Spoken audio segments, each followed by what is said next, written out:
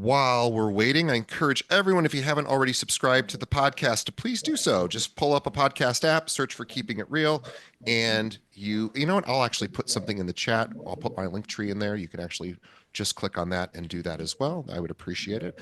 And also tell a friend. We really appreciate you letting other agents know about our show.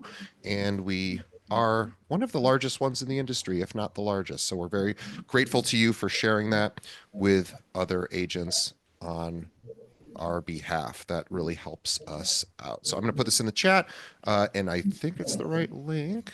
And if not, I'll put the right. Well, you know what? I'm going to test it real quick because I don't always know my links. And we'll get started here in just a minute.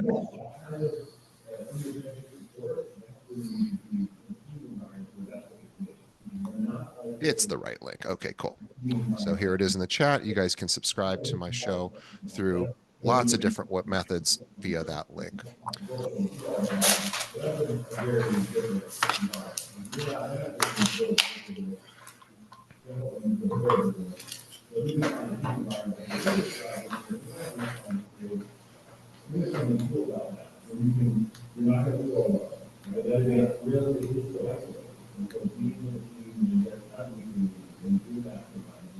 So I want to share with you guys a story before bring on Mary Lou about the company Mary Lou works with, which is called The Locker Room.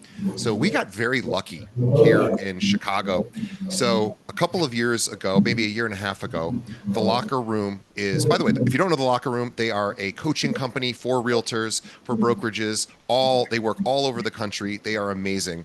And they came to us with a really interesting proposition. They go, we don't really want to hire a sales team and have to sell our services all over the country to all these different agents. It's just a lot of work and just not really what we want to do. We want to focus on really just one brokerage per market.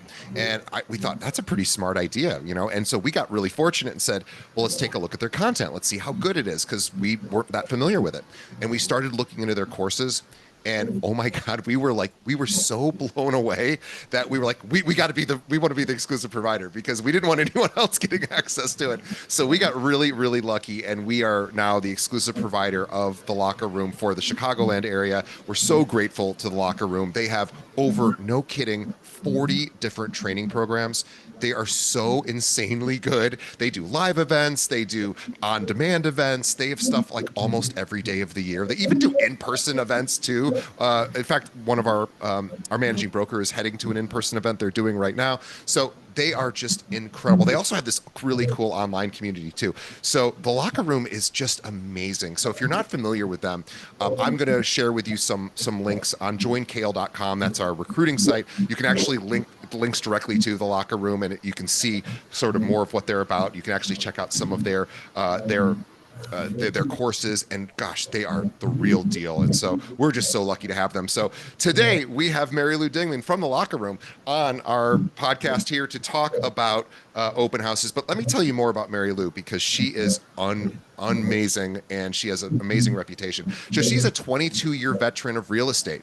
She has worn many industry hats as an on-site agent, a buyer specialist, and a solo agent. And in 2017, her passion shifted to coaching, training, and teaching. She's been a coach with the Locker Room since launching her coaching career, has not looked back since. Her clients are the leaders of brokerages.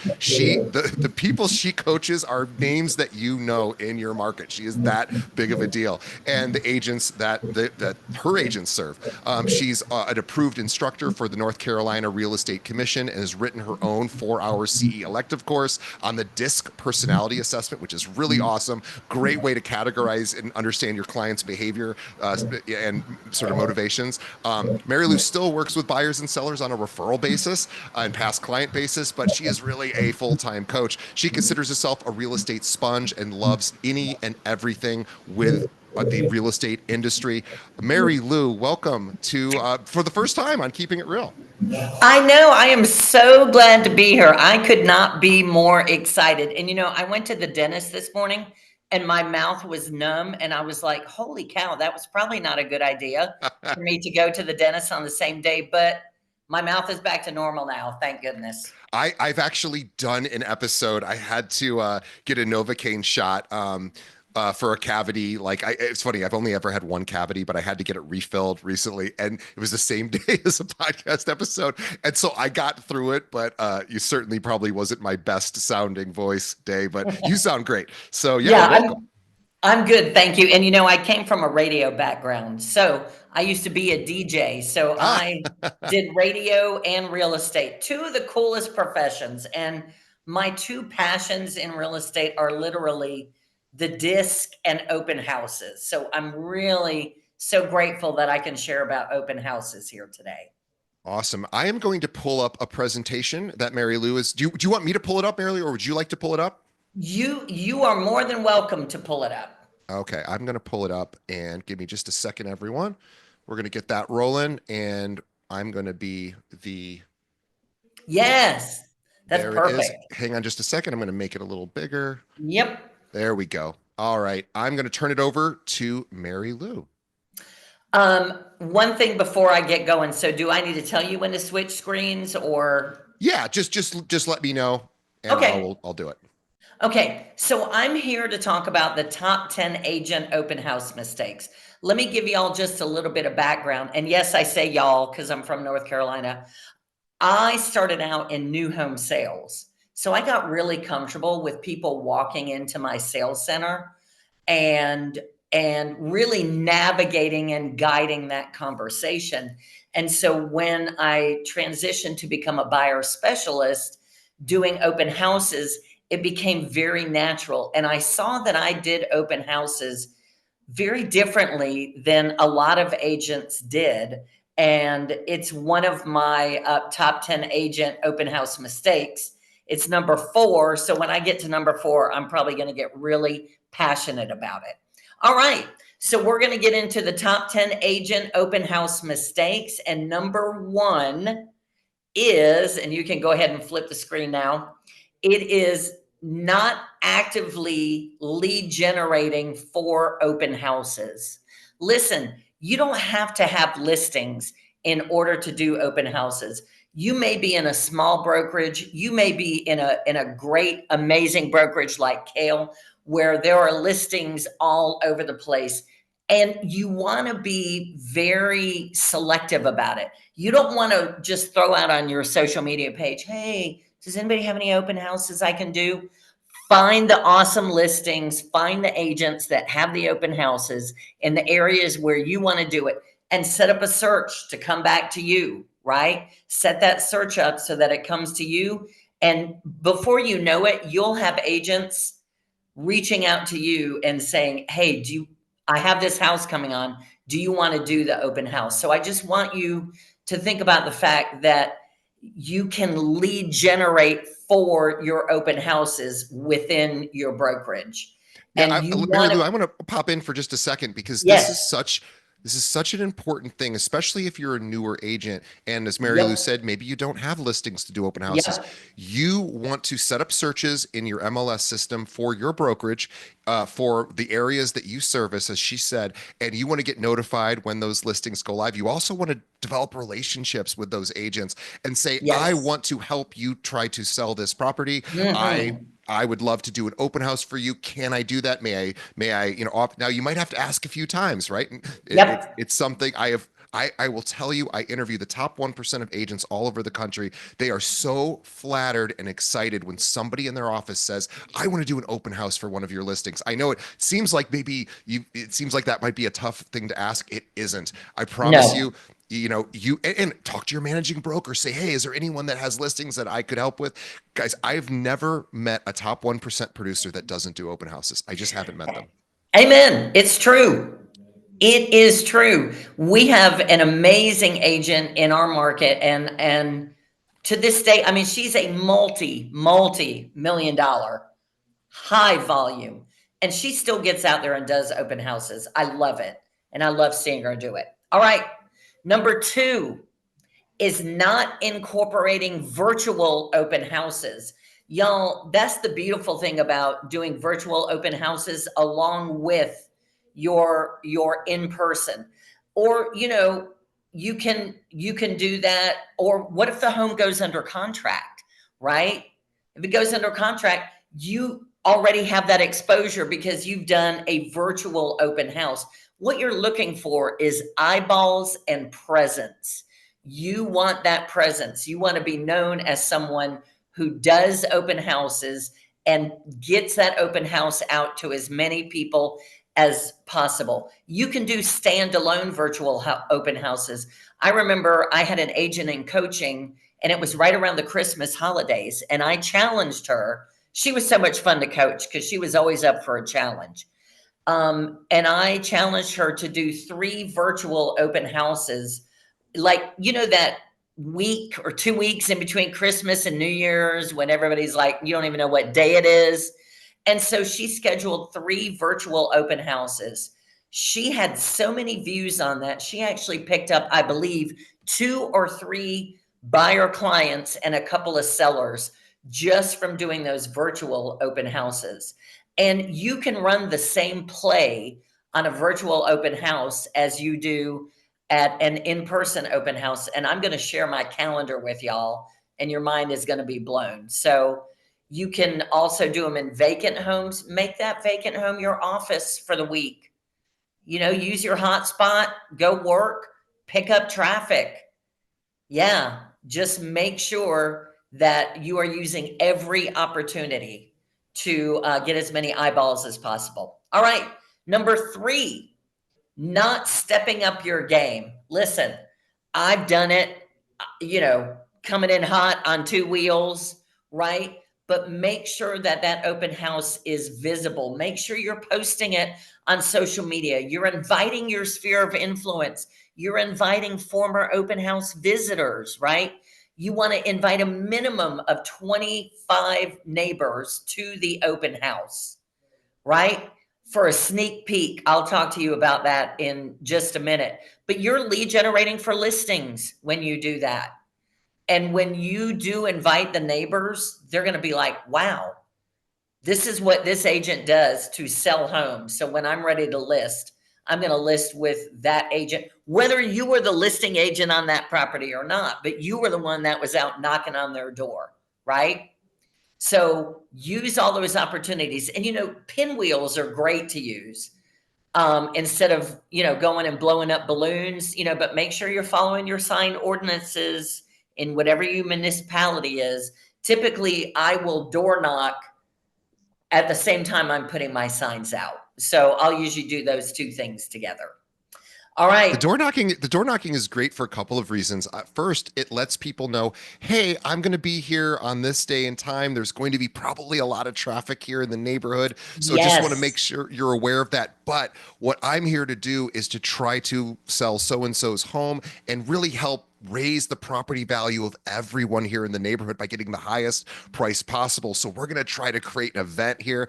And by the way, please come by. We'd love to see you. When people are nosy, they like to see what their neighbors' homes look like. So it's a great way to generate additional traffic and also say, hey, by the way, I can run a CMA for your property. If you want to see what your home's worth, I could do that for you too.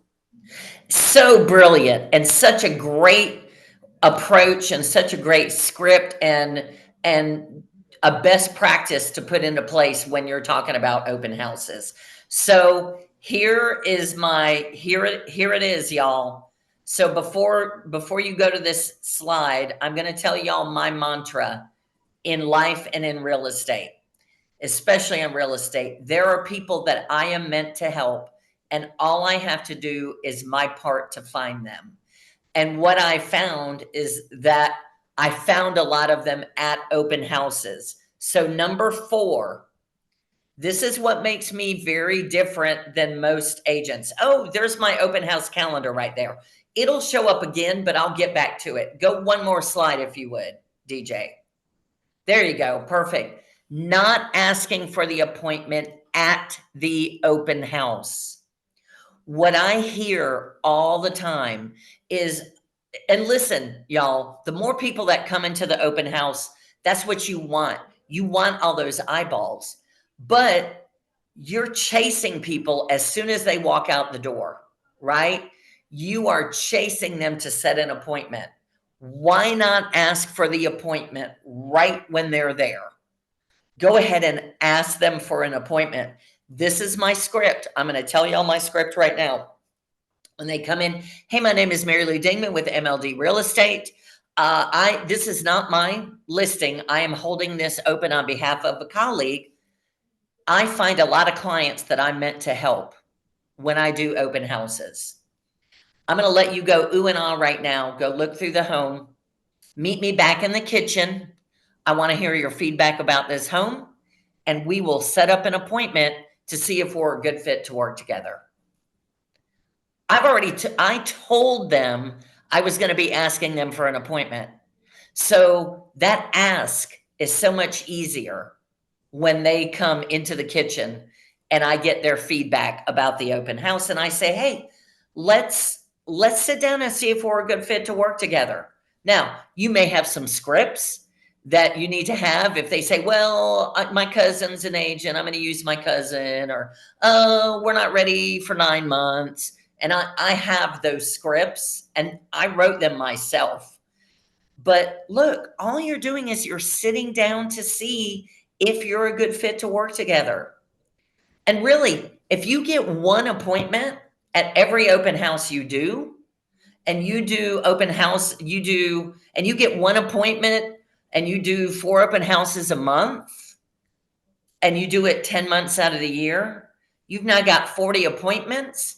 And if your conversion ratio is strong, you could build your entire business around doing open houses just by asking. When somebody is face to face with you, it's so much easier to ask for the appointment. And you will be surprised how many people will say yes. And I'm going back to the disc thing. I have had so many agents come up to me that are a softer personality type. I mean, I know I'm pretty outgoing and I've got a lot of energy. But agents that have that S personality type, they are the people type, but more of the introverted people type. I love it when they come up to me and they say, "Mary Lou, I asked for 3 appointments and I got them. They said they'd love to meet with me." And I'm like, "Of course, ask and you will receive." And if they say no, doesn't mean that they won't come back and that you can't get them for an appointment later. But while you have that opportunity and they're right in front of you, go ahead, do me a favor, prove me wrong. When you do an open house, next open house you do, ask for an appointment. And I would not be surprised if you set an appointment just from that. And as I said, you're making the ask easier if you tell them before they even go tour, "Hey, when you meet me back in the kitchen, we're going to talk about an appointment time." And by the way, do I have my calendar blocked with appointment slots just from the open houses? You're doggone right I do. So then there's no fiddle around on your calendar going, let's see, I can fit you in here. See, I told you this is when I start getting fired up, when I start talking about this. And you want to ask those questions to dig deeper, right?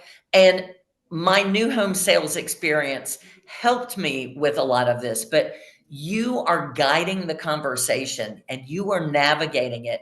You are giving them, making them comfortable, learning more about them, and then just saying, "Hey, let's be curious. Let's sit down and see if we're a good fit." So there you go. That if you take anything away from this, that's what I want you to walk away with. All right. We could get, yep, there you go. Not practicing scripts.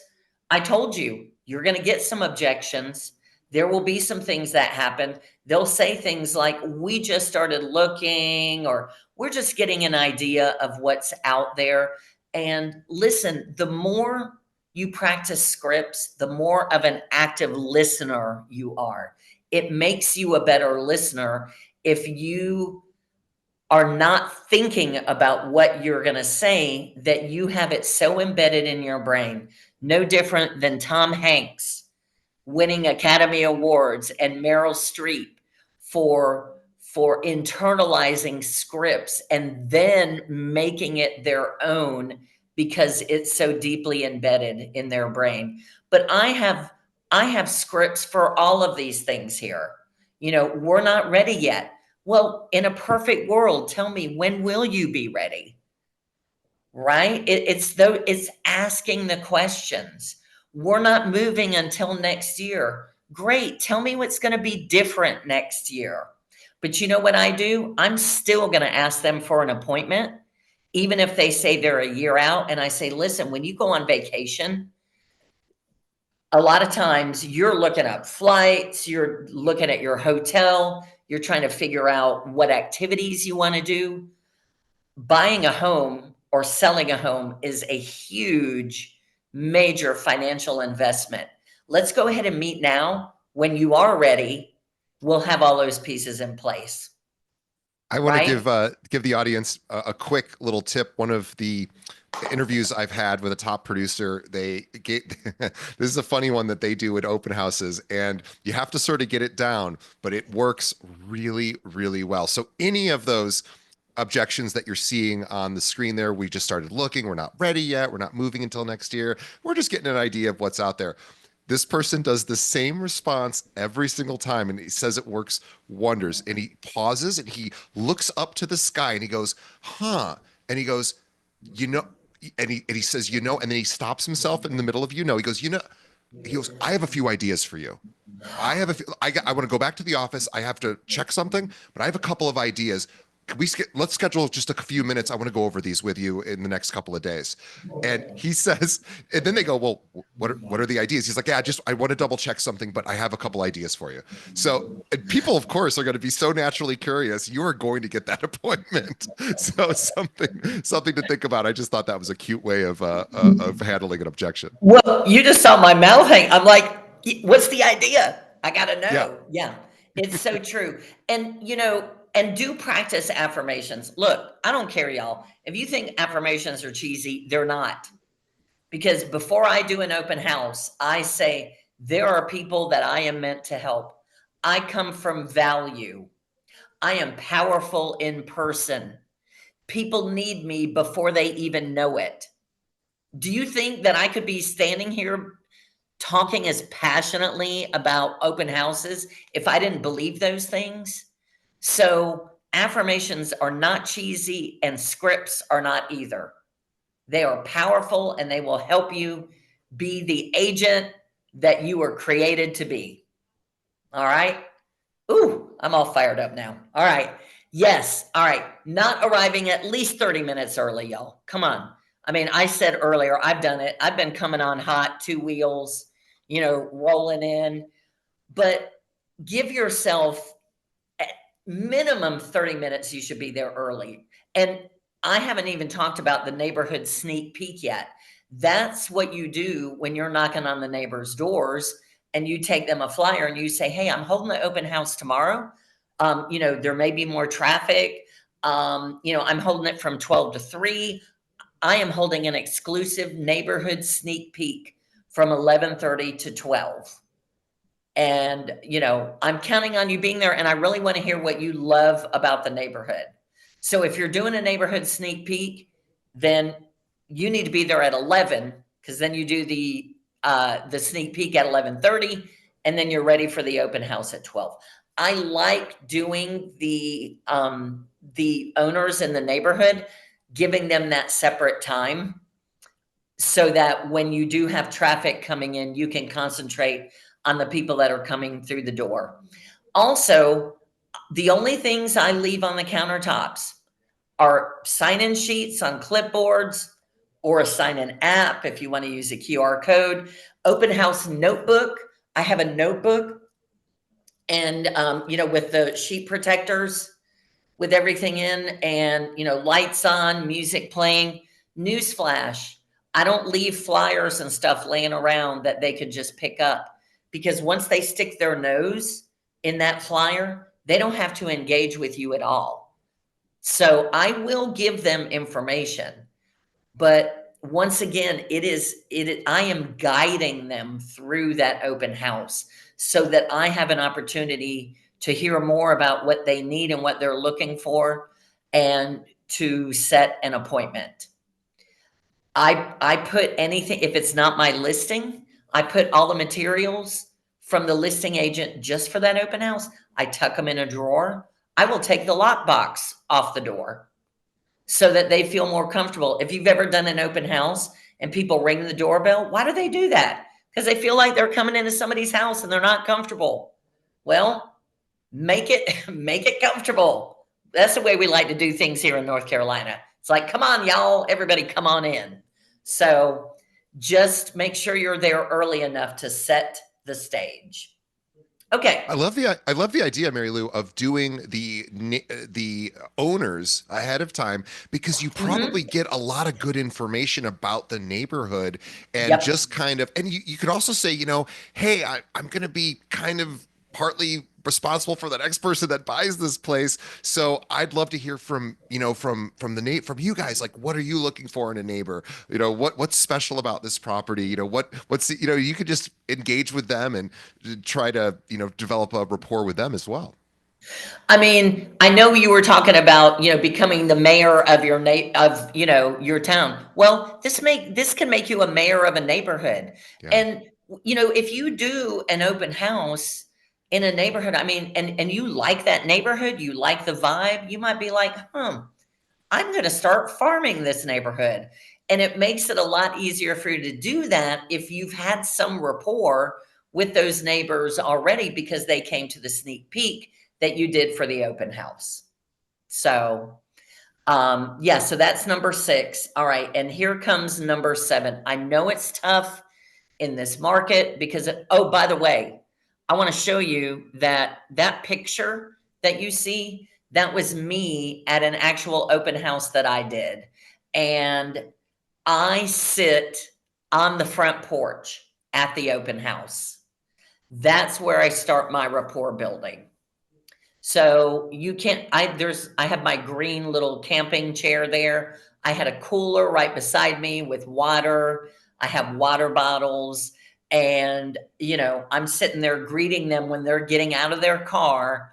I'm sitting on the front porch. Now, I know that it can be really hot and really cold. If it's really bad, then I would normally be inside where that if there's an office, a front office. But then when I see a car pull up, I'm going to go open up the door, right? And another thing, if you know that an open house is going to be really busy in a high traffic area, bring a lender with you, team up with another agent, right? So that you do have an opportunity to at least build some rapport with some people and ask for appointments.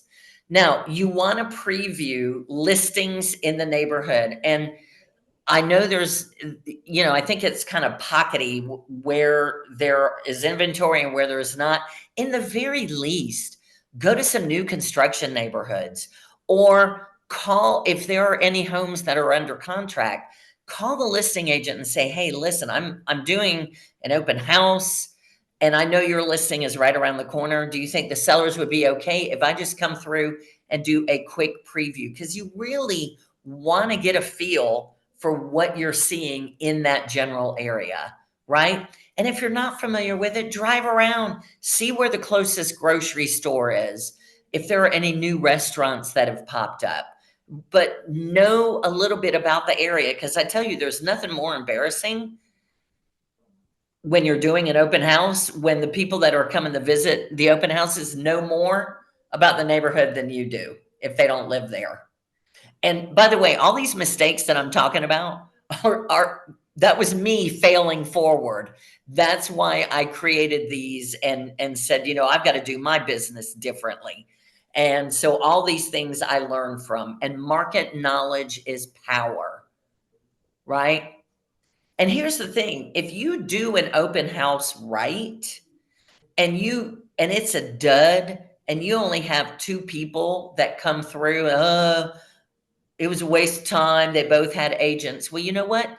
If you did your door knocking, if you invited the neighbors, if you did the neighborhood sneak peek, if you did some virtual open houses, and if you got that visibility online, there's always value in doing an open house. So, all right. So now we're at number 9, or no, I'm sorry, number 8, not following up with open house visitors. So this is really, really important. So the next slide, but don't go to it yet, DJ, but just in a second. So um, the next slide, I give you my open house system. It is a lather, rinse, repeat. So just so you know, I don't set up anybody on a search unless I've met them belly to belly and I've done a consultation with them or a listing presentation. And because I'm shooting for the appointment, because seriously, can we really set up a search for somebody because they walked in and they said, we want 3 bedrooms and 2 baths? Is that enough information? No. And I think about the people that became buyers that I worked with or sellers who I met at an open house who probably had 5 searches set up by other agents who set them up on searches, but I was the one that asked them for the appointment at the open house and they became my clients. I hope that makes sense. It's, you know, just make sure, because you want to come from value. And I don't set up, and if they, say, well, hey, just set me up on a search, I say, there's a lot more involved than how many bedrooms and how many baths. I would be doing you a disservice if I didn't hear more about what you need. So let's set up a time to meet, because I want to hear more about exactly what you're looking for. How about tomorrow at 12 or Wednesday at 5, right? And you're going to keep calling your open house visitors until you get an appointment. Now, the ones I don't get an appointment for, I'm going to set them up on drips, but not with, that's just me, not with home searches. So I'm not going to send them searches, but I will keep them up to date. Okay. If you don't mind going to the next slide, thank you. And I know this isn't really big, but what I'm going to do is I'm going to start. Monday is on the far left in case you can't see it, and then you see Saturday and Sunday. Y'all, everything in green is a lead generation activity for open houses. And so if you look on Saturday and Sunday, I've got the big green boxes. I like doing 3-hour open houses because I'm like, if I'm going to work this hard during the week doing open houses, I'm going to milk it for all the time.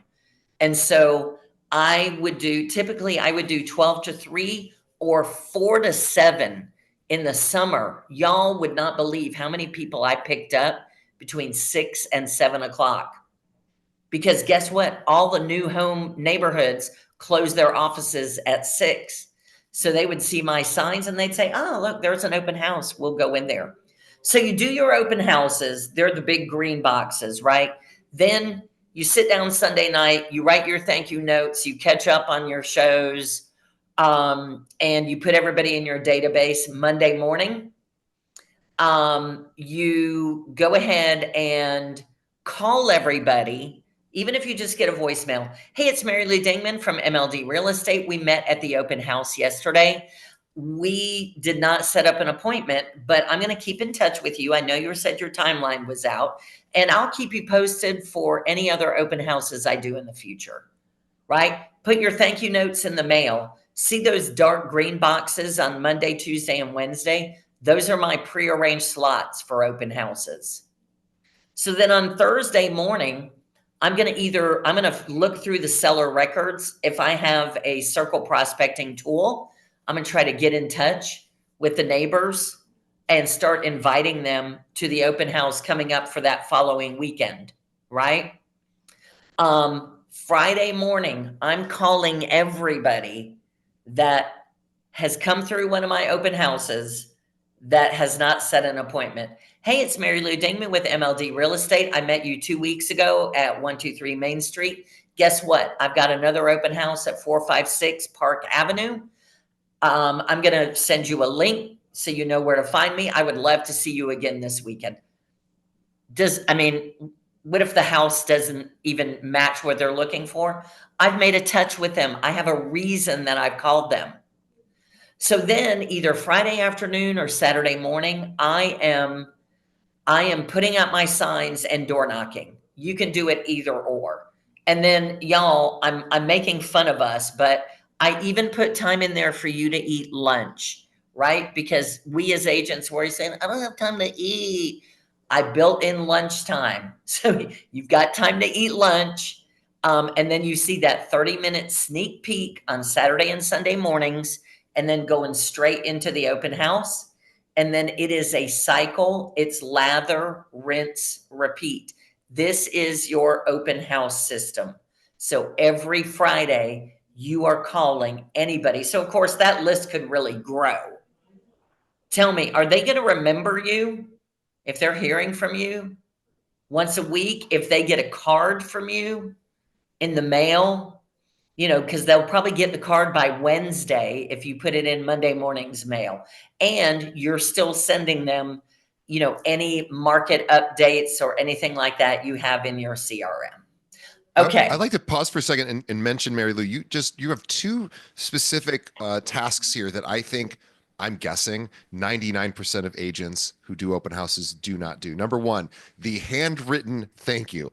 Guys, people do not get handwritten thank yous anymore. It is not a Mhm. thing. So when you send one to somebody or when you receive one, think of how good that feels. We get, on average, the average human, it's probably less than this now, but 5 years ago, the average person in this country receives one handwritten note a year. So it's Oh, probably less than that now. So just even doing that is going to separate you from probably all the other agents in your area. But then the other thing she mentioned, which I've not heard anybody say, is calling the person that you met at the previous one to invite them to the next one. How brilliant is that? Now, obviously, if it's not going to meet their needs, you're not going to invite them, or maybe you could say, hey, I've got this other one. It's not going to be a perfect fit for you guys, but if you know anyone that might be a fit for, I'm going to send you a link. Please pass it along. But just calling and inviting somebody every week to an open house, that's a brilliant idea because it's going to keep you in front of it. No one else is doing that.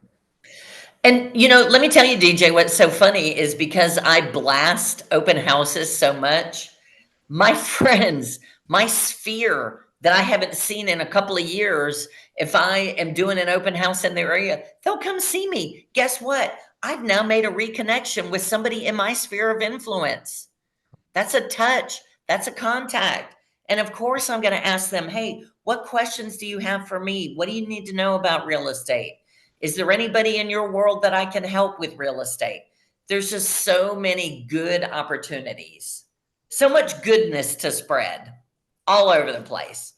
All right. So now we are almost there. So not inviting neighbors to the open house. So I've talked about that quite a bit. You're building your database by inviting neighbors. You are lead generating for listings, y'all.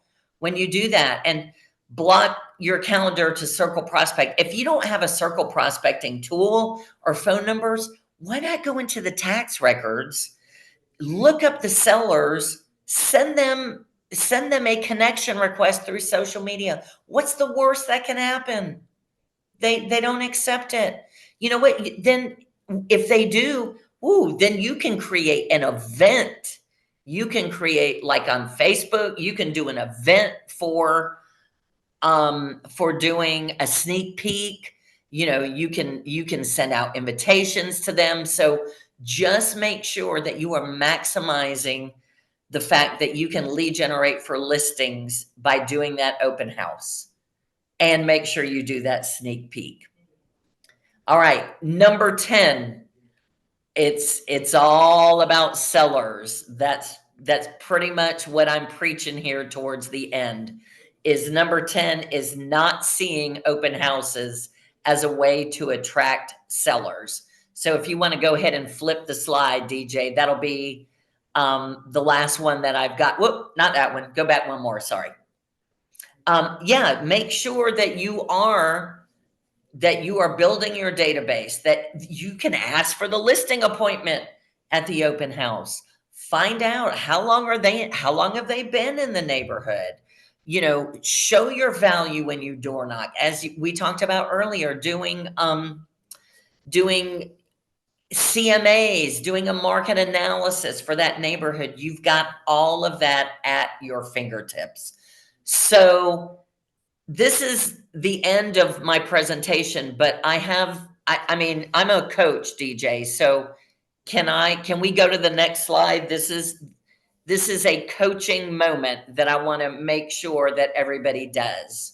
So what I want, and I know you're familiar with the kiss because we do this in the locker room. So with everything that you just heard, I hope that it was of value. And you could also do this for the two earlier presenters. I want you to write down, what are you going to keep doing? What are you going to be more intentional about regarding open houses? What are you going to stop doing? What's not working in your favor? And what are you going to start doing? If you come up with that plan, give it a little bit of thought after we're done with all of this, and just implement it for the next 30 to 60 to 90 days, I promise you, you will see a change in your open houses. So that's what I've got for all of this. So, what y'all got for me? That's what Uh, I need to know. Well, I would like to ask you how you recommend an agent who is newer approaches an agent who has a listing in their office to ask for open houses. What are some do's and don'ts? Okay, I like that question.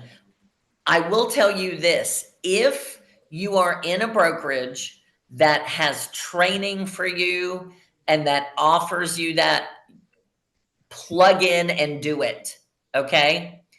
Because when they see that you're hungry, they're going to be more likely to do that. I personally would do it.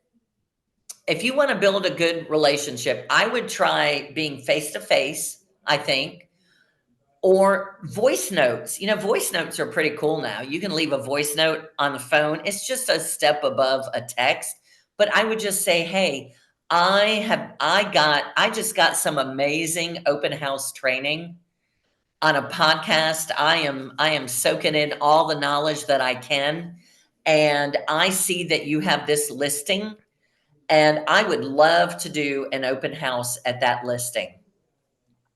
A lot of a lot of bigger agents, they may have some criteria that they want you to meet.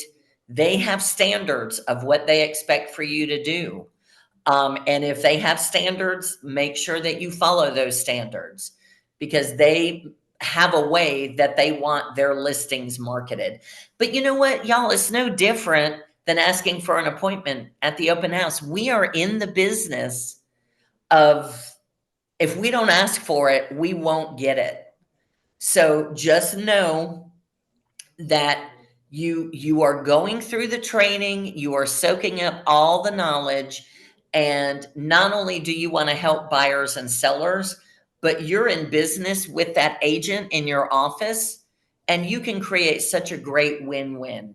So I would just be very transparent and say, listen, I'm soaking in the knowledge.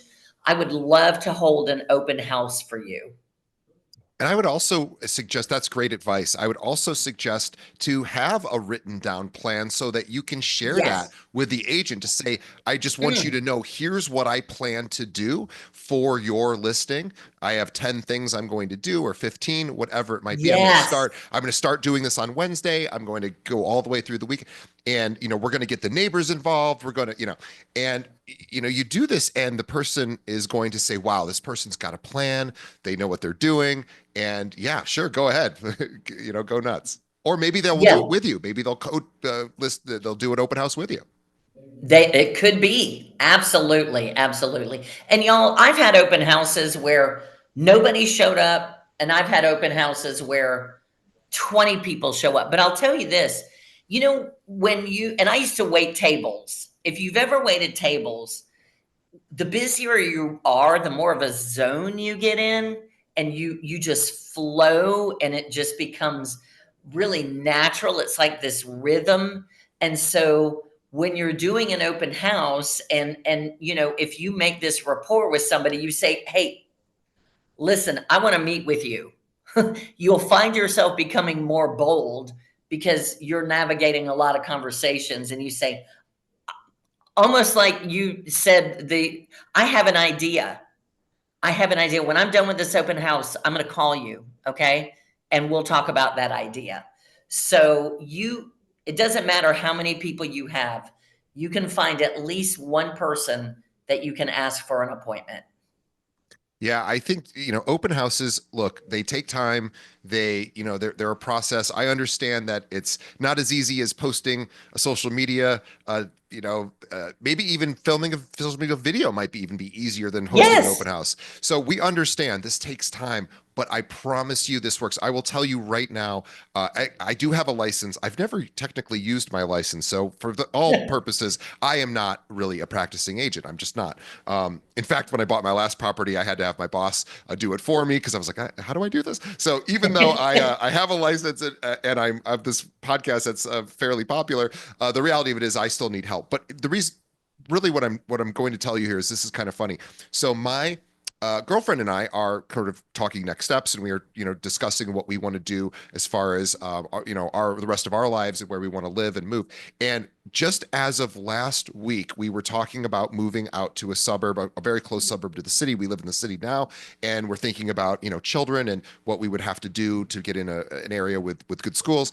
And we started, even though we are about 9 months away from actually purchasing a property in that area, she's like, I'm going to pull up some open houses. Let's just go and see what they are ahead of time. So let's just get familiar with the area. So people do this. This is something. And, again, I won't really need an agent because I work here. But if I didn't work here, I'd be doing the same thing. I'd be going there. I wouldn't have an agent and I would need to talk to somebody. So the only way we are going to get familiar with that area is through open houses. So I hope there's open houses in that area. It's actually going to be super helpful for me because you can get a lot of understanding through the videos and the pictures that are in the MLS listing.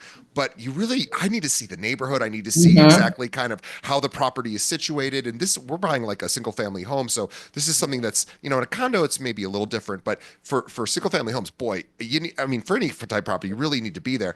And so I need open houses because I need to figure out what neighborhoods to live in and that. So this is something that people really need. So even if you're like, yeah, it's a little bit of a headache, it's a lot of work, it's like, no, you're doing a huge service to people. And by the way, you're going to get clients along the way. And I've actually broken it down and have done some math. So with open houses, with that calendar that I had, it's probably about 21 hours of work a week.